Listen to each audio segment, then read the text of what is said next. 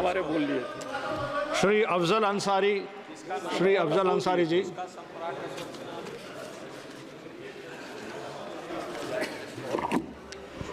धन्यवाद। माननीय पीठासीन अध्यक्ष जी, आपने हमको वर्ष 2024-25 के लिए शिक्षा मंत्रालय के बजट में अनुदानों की मांगों पर चर्चा में भाग लेने का अवसर प्रदान किया। मैं इसके लिए आपका आभारी हूं। माननीय लोहिया जी ने कहा था कि निर्धन हो या धनवान, सबको शिक्षा मिले समान। आज ये दुख का विषय है कि शिक्षा विभाग ने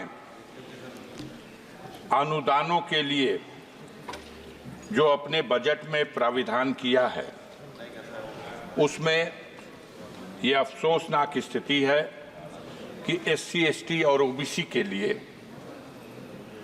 जहां बजट में वृद्धि करने की आवश्यकता थी, वहां उनके लिए निर्धारित बजट में भारी कटौती की गई है। सेम। और इसी क्रम में डॉक्टर भीमराव अंबेडकर साहब एक सेकेंड फाउंडेशन अभय कुमार जी, इसका बजट जो पहले से ही बहुत कम था, इससे पहले मात्र भी 40 करोड़ रुपया। इससे पहले भी माननीय स्पीकर जी साहब ने बताया कि जब सदस्य बात करते हैं एक हाथ जेब में ना रखें। इस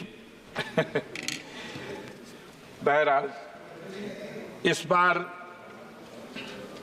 ये 40 करोड़ का भी जो बजट था, इसे घटा करके अब 30 करोड़ कर दिया गया। एक मानसिकता का पता चलता है। ये भी देखने की बात है कि इस बजट में अल्पसंख्यकों की शिक्षा के लिए उसमें भी पहले की तुलना में भारी कटौती की गई, जबकि उसमें व्यापक वृद्धि की आवश्यकता थी।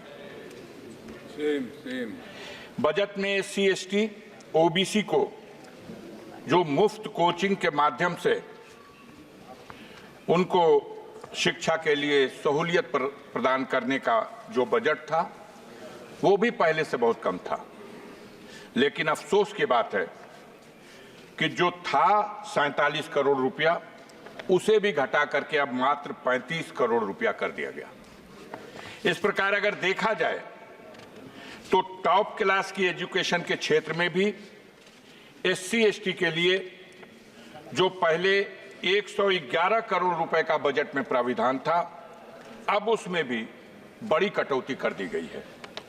मानवर, आपके माध्यम से हम दो पंक्ति की इस कविता के साथ अपना भाव, अपना विचार सदन में रखना चाहते हैं कि देवता मेरे आंगन में उतरेंगे कब, जिंदगी भर यही सोचता रह गया, और मेरे बच्चों ने उस चांद को छू लिया, जिंदगी भर जिसे पूछता रह गया। आज जब दुनिया शिक्षा के माध्यम से, टेक्नोलॉजी के माध्यम से, साइंस के माध्यम से अपनी उन्नति के शिखर पर पहुंच रही है, तब हमारे देश में शिक्षा में खास तौर से जो कमजोर वर्ग है, SC, ST है, OBC है, माइनॉरिटी के लोग हैं, इनके शिक्षा के प्रति जागरूक करने और बढ़ावा देने के उद्देश्य से बजट में बढ़ाकर प्राविधान किया जाना था, जिसमें बड़े पैमाने पर कटौती की गई। ये इस सरकार की दूषित मानसिकता का एक प्रमाण है। वैसे भी हमारे देश में विडंबना का विषय यह है कि दोहरी शिक्षा नीति लागू है। एक तरफ वो शिक्षा जो सरकारी स्कूलों के माध्यम से गांव में रहने वाले गरीबों के लिए उपलब्ध है, जहां आज भी हाथ में कटोरा और पीठ पर बोरा गरीब किसान का बच्चा स्कूलों में जाता है तो क से कबूतर, ख से खरहा और ग से गधा पढ़ाया जाता है। और दूसरी तरफ modern school, private school, Montessori school, इन स्कूलों में जो अंग्रेजी माध्यम से और आधुनिक ढंग से जो शिक्षा दी जाती है, दोनों रास्तों से जो शिक्षा प्राप्त करके बच्चे हमारे ऊपर जाते हैं, तो जब किसी पद के कंपटीशन में दोनों को हिस्सा लेना होता है तो जो क से कबूतर, ख से खरा, ग से गधा पढ़ के गया है और जो क से कंप्यूटर पढ़ के गया है, वहां जब मुकाबला होता है तो जरूर जो आधुनिक शिक्षा से लैस उस विद्यालयों से पढ़ के आने वाले छात्र हैं वो कामयाब होते हैं। और सरकार की तरफ से जो अपने देश की जनता के लिए, गरीबों के लिए, मजदूरों के लिए, गांव में रहने वाले लोगों के लिए जो शिक्षा का प्रबंध है, उस शिक्षा को ग्रहण करके जो लोग ऊपर पहुंचते हैं तो उनकी बुनियाद कमजोर हो जाती है। देखने की बात है कि ऐसी स्थिति में सबसे जरूरी था कि हम दोहरी शिक्षा नीति को कैसे समाप्त करें, कैसे संतुलन बनाएं।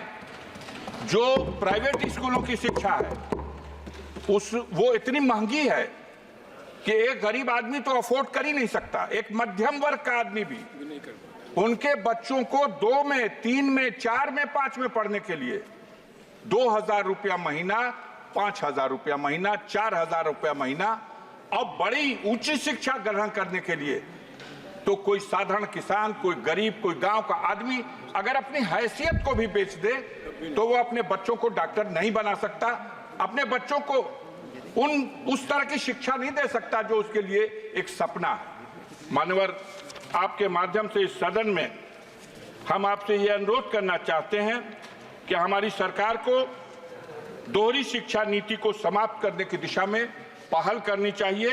और सरकार का ये बजट जिसमें अनुदानों के लिए जो प्राविधान किया गया, इसमें जो SC, ST और OBC और माइनॉरिटी के लोगों को जो सहूलतें पहले से फराहम की जाती रही हैं, उनको शिक्षा के क्षेत्र में बढ़ावा देने के लिए उसमें कटौती किए जाने से यह साबित होता है कि आप दोहरी शिक्षा नीति को बढ़ावा देने का प्रयास कर रहे हैं। मैं इस अवसर पर श्रीमान जी आपके माध्यम से एक बात और कविता के रूप में आपके अपने भाव को इस रूप में रखना चाहता हूं। अभी बात नहीं समझ में आ रही, अभी बोल रहे थे एक सज्जन, तो वो 1 मिनट में शिक्षा की बात कर रहे थे और दूसरी तरफ सागर में चले जा रहे थे।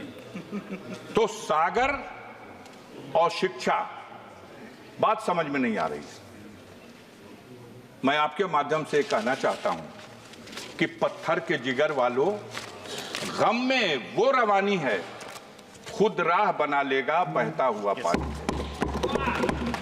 और कमजोर की आहों को, मजलूम की आहों को कमजोर समझ लेना अब जालिम हुकूमत के जाने की निशानी है। यहाँ डॉक्टर राजकुमार, हमारे यहाँ सदन में डॉक्टर राजकुमार सांगवान चर्चा हो रही है।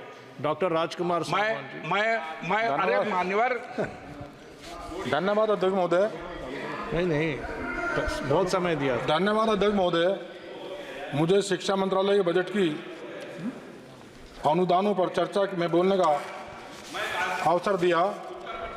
माननीय अध्यक्ष महोदय,